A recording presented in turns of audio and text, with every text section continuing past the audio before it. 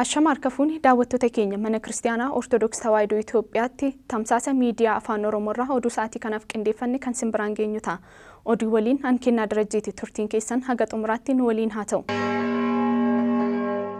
Fulbaana 21 bara 2018 balaa tasaa mana Kiristaanaa Arartii Dabra Gannat Maariyaamitti mudateen namoota lubbuun darbaniif kaateediraala teessoo Galataa Qulqulluu Sillaasee kiiloo 4tti bakka eebbifamoo hojii geggeessaa mana lubummaa waliigalaa fi eebbifamtoonni abbootii phaaphaasota argamanitti guyyaa har'aa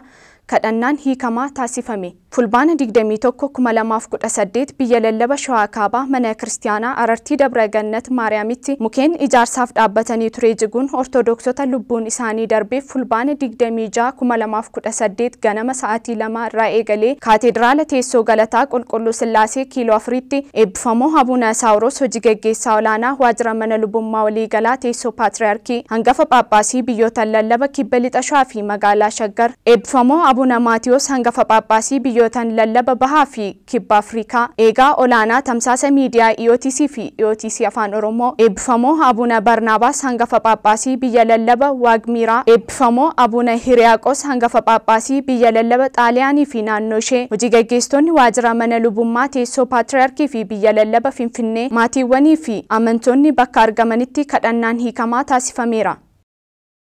Eebbifamoo hojii geggeessaan mana lubummaa waliigalaa fi eebbifamtoonni abbootii phaaphaasota biyya lallaba magaalaa Shaggaritti waajjira haaraa kutaa magaalaa Sabbataa Galaan Guddaa fi Furii eebbisuun hojii eegalchiisan. Eebbifamoo Abuna Saawuroos hojii geggeessaa olaanaa waajjira mana lubummaa teessoo Paatriyaarkii hangafa Phaaphaasii biyyootaan lallaba kibba lixa Shawaa fi magaalaa Shaggar eegaa olaanaa kawaala dawirkattootaa Faayisaa Addunyaa walitti qabaa boordii yuunivarsiitii Qulqulluu Sillaasee fi eebbifamtoonni abbootii phaaphaasota biyya lallaba magaalaa Shaggaritti waajjira mana lubummaa kutaalee magaalaa Sabbataa Galaan Guddaa fi Furii haaraa eebbisuun hojii eegalchiisaniiru. Biyya lallaba magaalaa Shaggaritti manni lubummaa kutaalee Sabbataa Galaan Guddaa fi Furii gamoo ammayyaa abbaa darbii 3 ijaaruun caamsaa 10 2017 bakka eebbifamtoonni abbootii phaaphaasota 13 ol argamanitti kan eebbifamee ture yoo ta'u fulbaana 24 2018 akka waliigalaatti sadarkaa isaa kan eeggate meeshaaleen biiroof barbaachisan hundi guutamuun hojii eegale. Sagantaa hojii eegalchiisuu kanarrattis eebbifamoo Abuna Saawuroos hojii geggeessaa olaanaa waajjira mana lubummaa teessoo Paatriyaarkii eebbifamoo Abuna Inxoos hangafa Phaaphaasii Harargee Bahaa eebbifamoo Abuna Eelsaa hangafa Phaaphaasii Itiyoo Sumaalee eebbifamoo Abuna Iphiifaaniyoos hangafa Phaaphaasii Bahaa Guraagee akkasumas keessummoonni garaagaraa saganticha irratti argamaniiru. Hojii geggeessaan olaanaa biyya lallaba magaalaa Shaggar Malaaka Salaam Lubni Alamaayyoo Tafarraa akka jedhanitti diizaayinii gamoo ammayyaa wixinee irraa kaasee haga xumura isaatti eebbifamummaan isaanii Abuna Saawuroos nuffii tokko malee qaamaan argamuun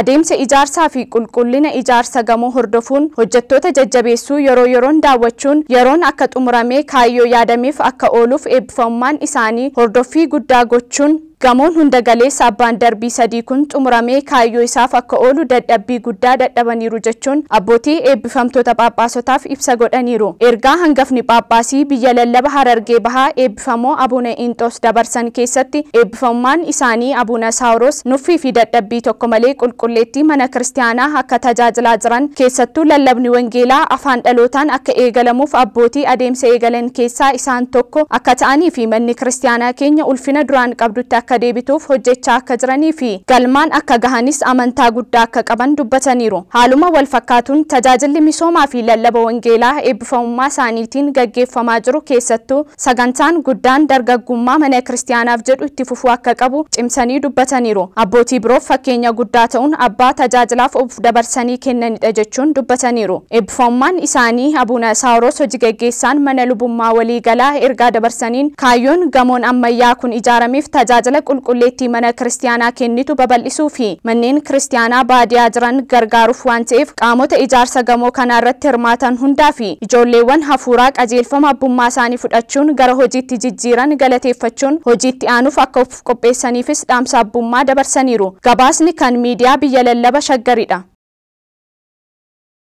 Mana Kiristaanaa Ortodoksii Tawaahidoo Itoophiyaa biyya lallaba godina Shawaa kibba lixaa mana lubummaa aanaa Walisootti wiirtuun leenjii luboota kawaala falaga birhaan waaqabbaa barattoota 41 marsaa 13ffaaf leenji'aa turan eebbise. Mana Kiristaanaa Ortodoksii Tawaahidoo Itoophiyaatti biyya lallaba godina Shawaa Kibba Lixaa mana lubummaa aanaa Walisootti wiirtuun leenjii luboota kawaala falaga birhaan waaqabbaa barattoota 41 marsaa 13ffaaf leenji'aa turan bakka eebbifamoo Abuna Saawuros hojii gaggeessaa mana lubummaa waliigalaa teessoo paatriyaarkii hangafa Phaaphaasii biyyootan lallaba Shawaa Kibba Lixaa fi magaalaa Shaggar eegaa olaanaa kawaala daawwattootaa Faayisaa Addunyaa walitti qabaa boordii yuunivarsiitii qulqulluu Sillaasee bakka argamanitti eebbisiiseera. Wiirtuun leenjii luboota kawaala falaga birhaan waaqabbaa leenjicha erga eegalee waggoota 15 kan lakkoofsisee yoo ta'u kanaan dura ji'oota 3 fi 6 leenjisaa kan turee fi bara 2014 irraa kaasee gara waggaa tokkotti ol guddisuun duukaa bu'oota leenjisuu irratti argama. Eebbifamummaan isaanii Abuna Saawuros sagantaa eebbaa irratti barattoota eebbifamaniif erga abbummaa baga gammadanii fi hawwii gaarii qaban gara fuulduraatti kana caalaa akka ciman mana kiristaanaas akka tajaajilan akkasumas qorumsi baay'atus fakkeenyummaa duukaa bu'oota gooftaa keenya Yesuus Kiristoosiin jabaatanii wangeela akka barsiisaniif erga abbummaa fi qajeelfama eebbifamtootaaf dabarsaniiru. Xumura irrattis sagantichi eebbaa fi kadhannaan xumurameera.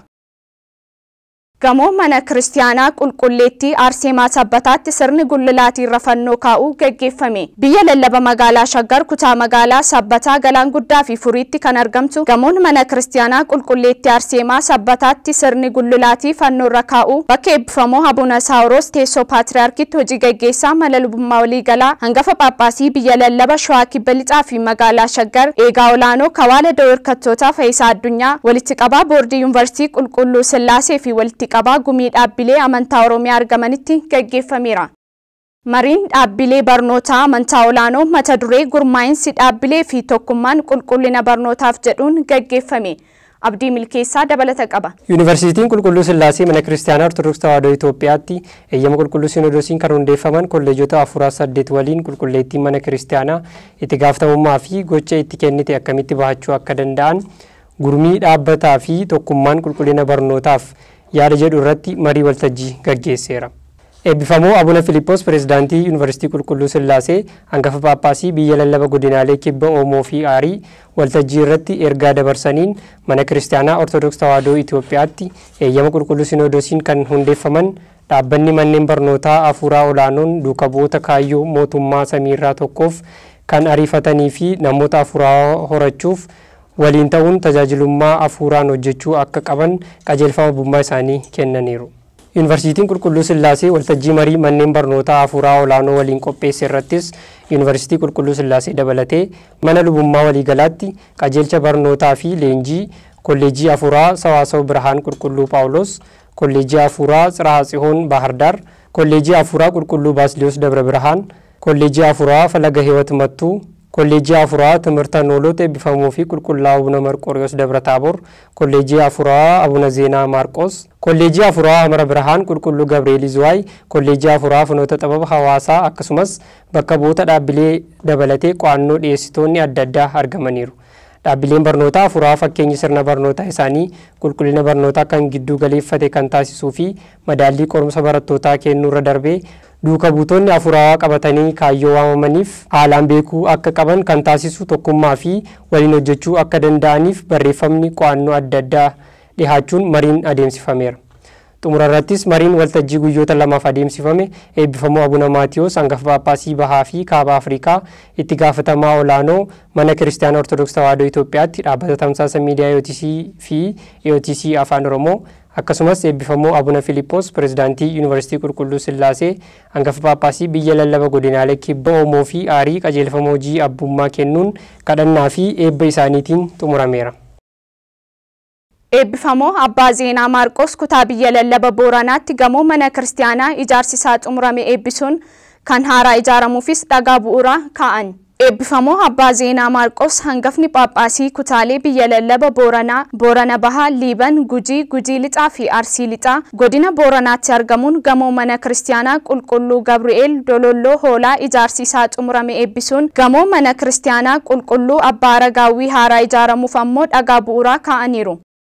Biyyi lallabaa Sidaamaa yaa'ii hafuuraa sabakaa walii galaa geggeesse. Mana Kiristaanaa Ortodoksii Tawaahidoo Itoophiyaatti biyyi lallabaa Sidaamaa yaa'ii hafuuraa sabakaa walii galaa geggeesseera. Yaa'ii kanarrattis eebbifamoo Abuna Yoosef hangafa Phaaphaasii biyya lallabaa Sidaamaa argamaniiru. Yaa'ii kanarrattis hagayya 2016 haga waxabajjii 30/2017 biyya lallabichaatti raawwiiwwan raawwatamaniif gabaasni dhiyaateera. Akkasumas karoorri bara 2018 dhiyaateera. Yaa'ii kanarrattis raawwii gaarii kanneen qaban waajjira manneen kiristaanaa aanaa kawaalotaa fi manneen kiristaanaaf sadarkaa 1 hanga 3tti kennamee fi eebbifamummaa isaaniin badhaasni geephaa kennameefira. Guyyaa kanattis leenjii ergama duukaa bu'ummaa ji'a 3 fudhachaa kan turan duukaa buutonni eebbifamummaa isaaniin eebbifamaniiru. Xumurarrattis eebbifamummaan isaanii manneen kiristaanaa aanaa fi kawaalota irratti hojiiwwan hojjetaman dinqisiifachuun abbootiin baajata tokko malee mana kiristaanaa sinitti dabarsan seeraan tajaajiluun qormaatilee mudatan ogummaan furuun dhaloota dhufuuf dabarsuun hunda keenyarraa eegama. Hanqina baajataas hojiilee misoomaa irratti hirmaachuun furuu fi qannoona mana kiristaanaa seeraan eegsisuun nurraa eegama jechuun ergaa abbummaa isaanii dabarsaniiru.